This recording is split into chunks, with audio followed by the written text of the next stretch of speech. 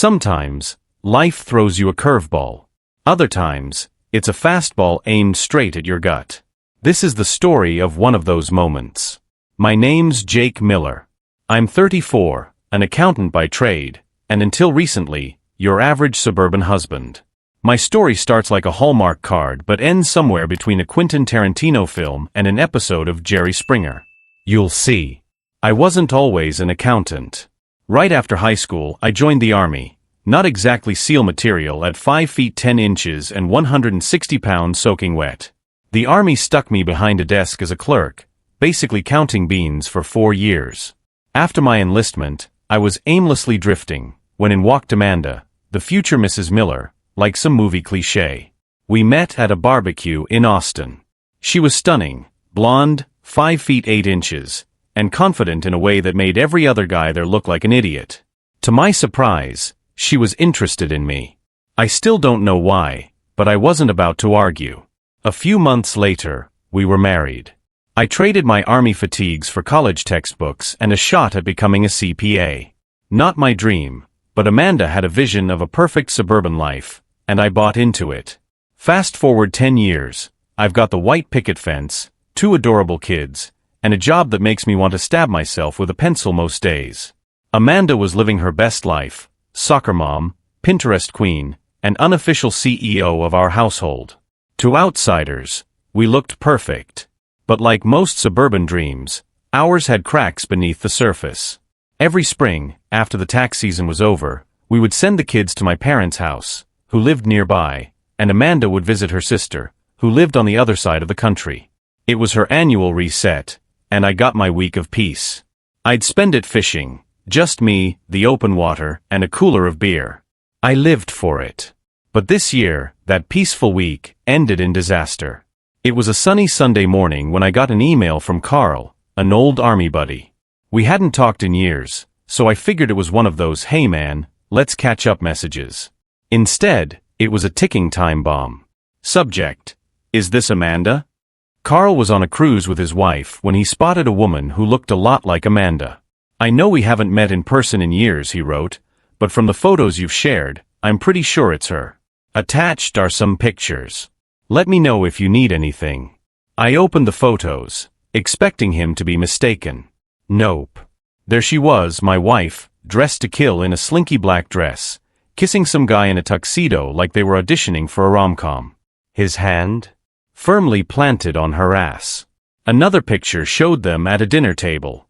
His hand was under her dress. The kicker? Amanda's sister, her supposed partner in sisterly bonding, was smiling in the background like she was cheering them on. I stared at those pictures until my phone battery died. Then I stared at the blank screen. Those images burned into my brain. There's a saying that men can fake love to get sex, but women can fake an entire relationship. Well, I was living proof. As I sat there on my fishing boat, surrounded by tranquility, my marriage crumbled in front of me. Amanda wasn't just unfaithful. She was having her second honeymoon while I was babysitting our life back home. And her sister?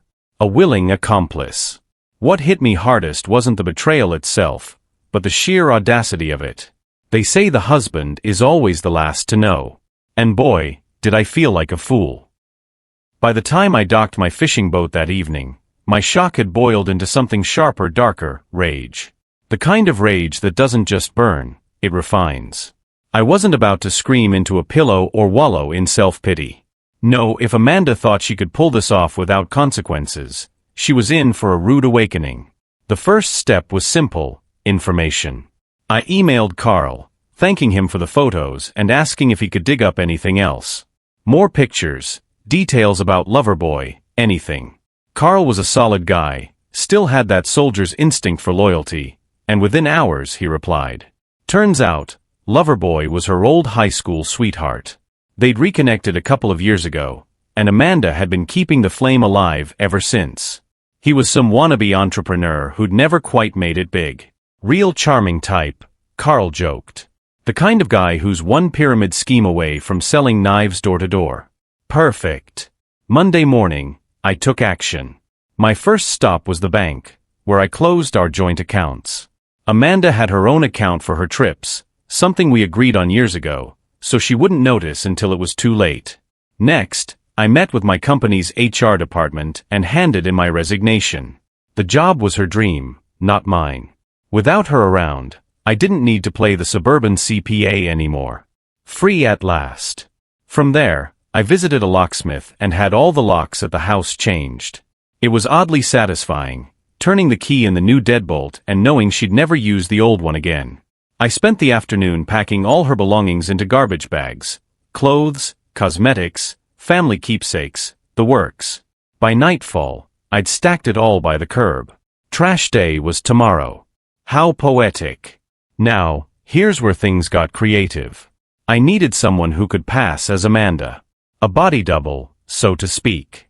After some digging on Craigslist, and more than a few weird encounters, I found her, a blonde mid-30s woman with enough resemblance to fool a casual glance. Let's call her Fake Amanda. I paid her $2,000 for a few hours of work. Her only job was to act as Amanda for a legal transaction. No questions asked. I also gave her a prepaid phone for communication and told her to ditch it afterward. On Wednesday, Fake Amanda and I visited a notary to transfer the deed of our house into my name alone. Amanda, being the genius she is, had left her driver's license at home, so Fake Amanda posed as her with a well-practiced signature. A little pineapple juice trick to alter her thumbprint, and we were good to go. By the time the notary was done, the house was legally mine. That night, I put the house on the market. I listed it for $70,000 under market value to ensure a quick sale. The offers flooded in, and by Thursday afternoon, the papers were signed. The house was sold. Amanda wasn't just losing her home. She was losing my home. And I wasn't stopping there. Thursday night, I got to work dismantling everything she'd built. Amanda had spent years decorating and landscaping the house, making it her personal castle. By Friday morning, it looked like a war zone. The flower beds she'd lovingly maintained, dug up. The kitchen she'd remodeled, stripped bare. The master bedroom, reduced to studs. I even went the extra mile and painted the words cheater in bold red letters on one of the living room walls. Oh, and her car? Let's just say it wasn't drivable anymore. A few well-placed swings of a crowbar ensured that. By the time the trash collectors came, everything that mattered to Amanda was gone, dumped, destroyed, or sold for pennies. Before Amanda returned, I made sure Carl delivered the coup de grace. He mailed her photos of herself and Loverboy, printed in glorious high definition, along with a little note, hope it was worth it. Carl's timing was impeccable. The photos arrived at Amanda's cruise cabin just as she and Loverboy were toasting their last night of romance. Word has it that her sister was there too, and the ensuing fight could have been sold as pay-per-view entertainment. By Friday night, I was in Vegas. I figured I'd earned a little celebration. Between blackjack tables and overpriced whiskey, I blew through a few grand, making sure to document every moment. After all, if Amanda's lawyer ever came sniffing around, I wanted to show that I had nothing left for her to take. Saturday morning, I was back home, sipping coffee and admiring my handiwork. The house looked like a post-apocalyptic fixer-upper, graffiti on the walls, dirt where the landscaping used to be, and not a piece of furniture in sight. A for sale sign was planted in the yard, with a big red sold sticker slapped across it. It was a masterpiece of chaos, and I was proud. Amanda got home around noon. I didn't pick her up from the airport, why would I? So she had to Uber back. I heard the car pull up and watched her as she stormed toward the house, luggage in hand, looking like she'd just had the worst week of her life. Spoiler alert, it was about to get worse. The first thing she noticed was the landscaping. Or rather, the lack of it. Her perfectly curated garden was now a barren patch of dirt. She froze, confused, before rushing up the driveway and trying the front door. Of course, her key didn't work. That's when she saw me, leaning against my old beater pickup, holding a mug that said, "World's okayest husband." I gave her a little wave. "What the hell is going on, Jake?" she shouted, her voice already shaking. I didn't answer. Instead, I walked over to the side of the house, where I'd hung a massive sign. It read, "Cheating wife" in bold red letters, with a blown-up photo of her and Loverboy kissing, his hand firmly under her dress. I'd laminated it for durability. Amanda stopped dead in her tracks. Her face went pale, then green. She turned, stumbled a few feet, and vomited into what used to be her rose bushes. I couldn't help but smirk. "Welcome home," I said. After a few minutes of dry heaving, Amanda turned to me, her face twisted in rage. You did all this," she stammered, motioning toward the house. "Oh, this," I said, gesturing at the barren yard and vandalized walls. "Yeah, just tying up some loose ends. Figured I'd help you move on, literally." "Are you insane?" she screamed. "You've lost your damn mind." "Funny," I said, pulling out my phone. "I could say the same about you." I swiped to the photos Carl had sent me and held the screen up. Her face crumpled. I mean, who kisses their old friend like this? Real classy, Amanda. "It's not what it looks like," she wailed, tears streaming now. Classic cheater line. "He's just a friend." I barked out a laugh. "Oh sure. I've got plenty of friends, whose hands I shove under my dress at formal dinners. Totally normal." She was in full meltdown mode now, pacing in circles and sobbing. "We can fix this, Jake. Please, we can work through this." "Work through this?" I echoed, incredulous. "Amanda, you nuked our marriage. There's nothing left to work through."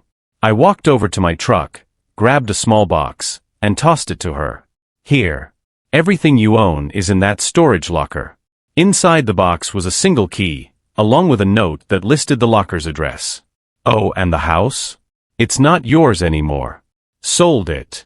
You're trespassing, by the way." Her jaw dropped. "You sold our house?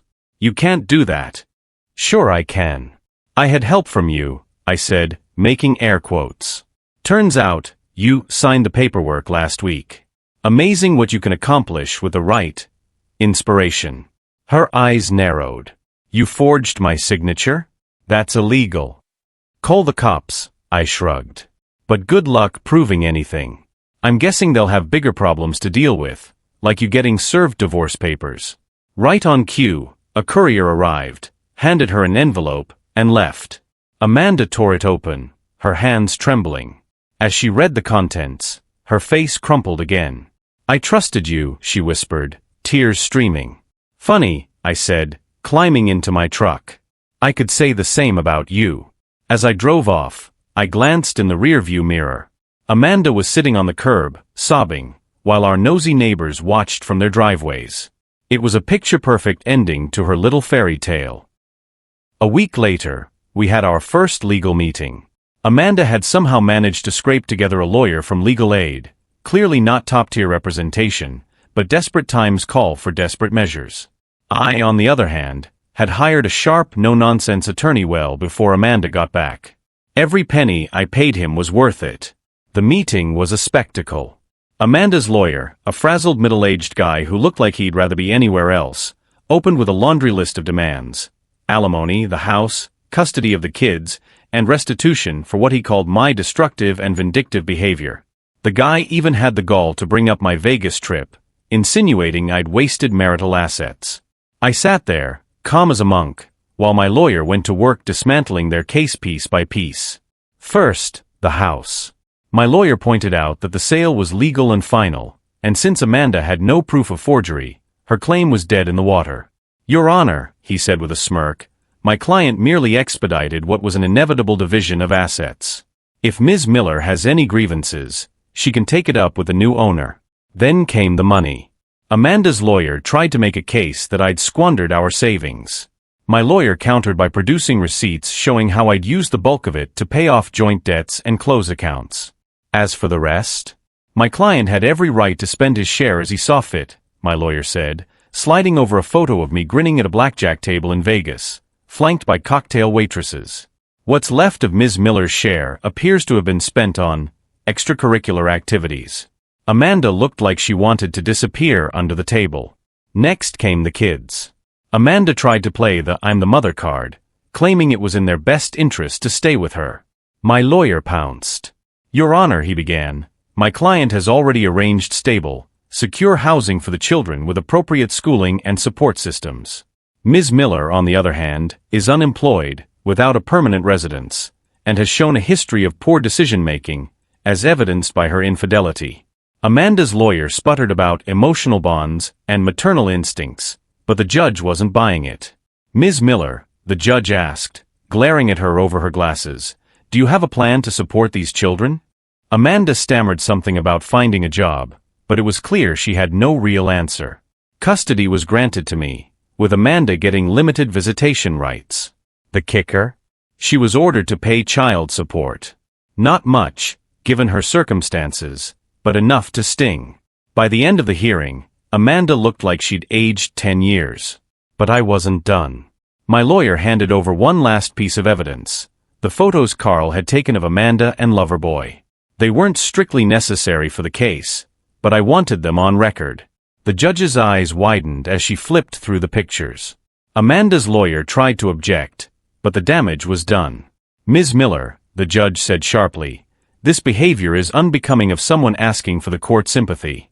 Amanda buried her face in her hands. Her lawyer in this time looked like he wanted to crawl under the table.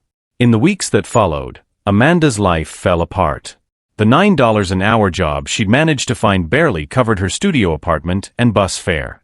Meanwhile, I was settling into a new routine at Stephanie's ranch, where my kids thrived alongside hers. With all this, I forgot to mention her. While I was dismantling Amanda's life, I was also thinking about my next steps. One night, while scrolling through online job boards, I came across an ad that caught my eye. Ranch manager needed.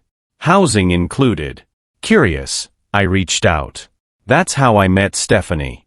She owned the ranch, a smart, capable woman with 2 kids around the same age as mine. She was looking for someone to help maintain the property, manage repairs, and lend a hand with ranch work. In exchange, she offered a full-time position with housing provided in the main house. She even had space for my kids to have their own rooms. The setup was perfect. My kids and hers hit it off right away, and the local school bus picked them up at the ranch gate every morning. The arrangement was so good that when I presented it in court, even Amanda's lawyer couldn't argue against it. The judge also agreed that it was a stable, supportive environment. Stephanie and I clicked in a way I hadn't experienced before. She was smart, funny, and hardworking, a far cry from Amanda's entitlement and constant demands. By the time the divorce was finalized, Stephanie and I had started something real. The last time I saw Amanda was a rainy Tuesday. I was driving my shiny new sports car, purchased with the extra cash from renting out Stephanie's guest house, when I spotted her at the bus stop, drenched and miserable. I couldn't resist. I honked, waved, and kept driving. Call me petty, but after everything she put me through, it felt good. Damn good.